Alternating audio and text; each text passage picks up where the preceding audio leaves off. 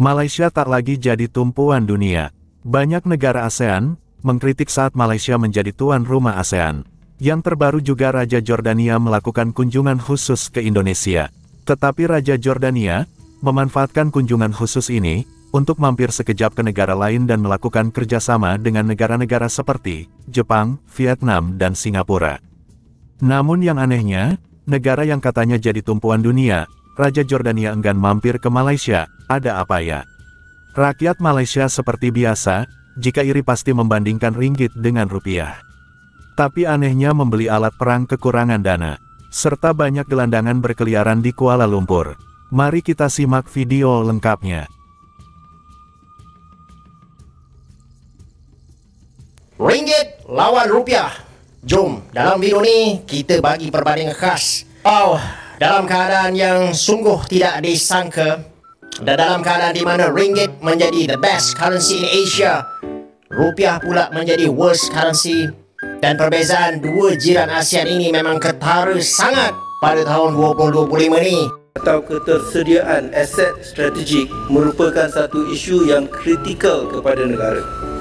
Malangnya, sekalipun kita menyedari perkara ini, kerajaan masih tidak dapat melakukan penambahan aset yang mencukupi kerana kekurangan dana. Tetapi kerana melihat kehebatan ketokohan Indonesia mampu Dan itu disambut rakyat sekali. Jadi rakyat terbawa semangat ini. Sama juga seperti Malaysia dan Malaysia Inc tahun 1990-an. Kita semua bersatu padu untuk mengangkat negara Indonesia, juga Commonwealth, COGM sebelum itu. Ini semua membina keyakinan bangsa dan negara. Indonesia itu dalam beberapa tahun ini sedang melonjak begitu. Jadi digarap semangat ini oleh agenda kesinambungan yang dibawa oleh Bagaimana kita nak lihat itu? Keyakinan semangat Indonesia itu. Tan Sri Johan Jaafar petang tadi kata bangsa Indonesia itu memang bangsa yang cukup bangga. Tetapi kebanggaan itu hari ini ditandai dengan pencapaian yang mereka buktikan sendiri. Tapi satu perkara, kalau mana kehadapan, kalau dengan semangat yang ada, infrastruktur yang mereka ada, jumlah populasi yang besar, kekayaan negara yang ada, bagaimana kita nak bersaing dengan mereka tu? Satu perkara juga. Dan bagaimana ini melihat akan mencorakkan sesuatu yang baru di rantau ini, sekiranya ianya dipandu dengan baik, dengan keyakinan, semangat dan juga kelebihan yang ada pada Indonesia pada hari ini. Jadi kalau kita lihat daripada sejarahnya, ada momen-momen di dalam sejarah Indonesia di mana ada semangat kesatuan, kesepaduan ini. Tetapi kita harus juga ingat bahawa Indonesia ini adalah negara yang besar. Negara yang 260 juta, 300 juta orang dengan ribu-ribu pulau, banyak masalahnya. Tapi saya juga sebagai seorang yang percaya tentang semangat ASEAN, saya rasa kita tidak boleh melihat kejayaan sesuatu negara itu sebagai ancaman dan zero sum game kepada kita. Contohnya kalau Indonesia maju, contohnya kita ambil industri EV. Kalau nikel banyak di Indonesia, kita Malaysia, Thailand dan negara-negara lain boleh juga bekerjasama dalam membangunkan contohnya industri EV untuk Southeast Asia. We can take parts of the supply chain. Tapi ini saya tahu Rizal ada pendapat lain. Kerana ini berbalik pada berkesan ke ASEAN itu sendiri. Kerana kalau selalunya kita berbincang-bincang macam ni on paper okey lah. Tetapi antara kerajaan, antara negara-negara itu, kerajaan-kerajaan sendiri mementingkan isu nasionalistik. Tapi kita pokoknya kita tidak seharus melihat kejayaan sebuah negara itu sebagai ancaman kepada kita, tapi kita harus bijak dalam mengambil peluang untuk maju bersama. Rizal seoptimis itu? Sebenarnya, I totally agree. Yang pertama, kalau kita bercakap tentang Indonesia dan sentimen Indonesia pada hari ini, dan kalau kita lihat political cycle, semacam ada naik turun di semua negara di dunia ini.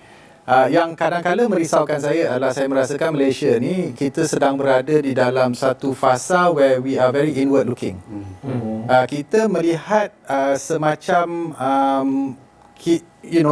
ke arah kita tetapi bukan ke arah global. Indonesia dia terbalik kepada itu. Use ataupun menggunakan the international arena untuk meninggikan dan mempopularkan semangat Indonesia. Tapi ini bukan perkara baru kerana Soekarno juga begitu. But then if you are talking about bagaimana kita nak compete dengan Indonesia, Kenapa mereka mahu invest in ASEAN? Pasaran mereka 260 juta, 380 juta orang negara-negara ASEAN yang mahu menggarap pasaran Indonesia. Saya sebut di parlimen, bukan jarum. Kontainer.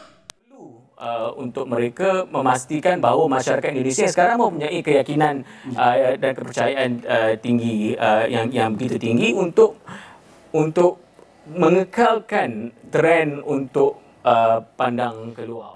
Presiden Indonesia Prabowo Subianto mengarahkan tentera melindungi sumber semula jadi negara daripada pencerobohan dan eksploitasi kumpulan asing.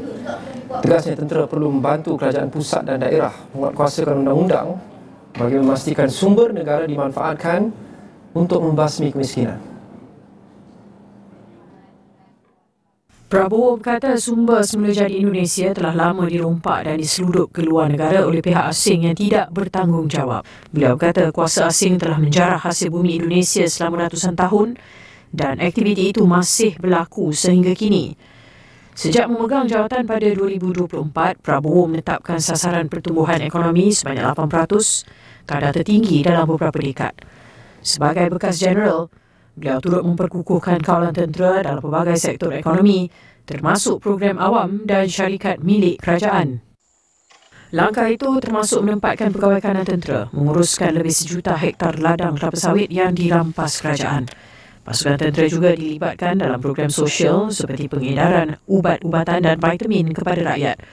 Prabowo turut menggesa anggota tentera untuk meneroka kemajuan teknologi seperti kecerdasan buatan AI dan keselamatan cyber.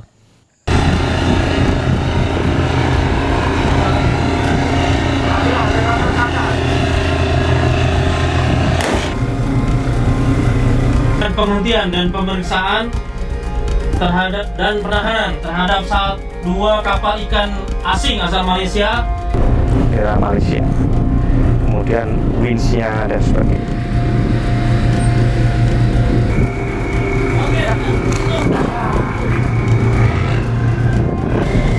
Radio ada, nasi radio.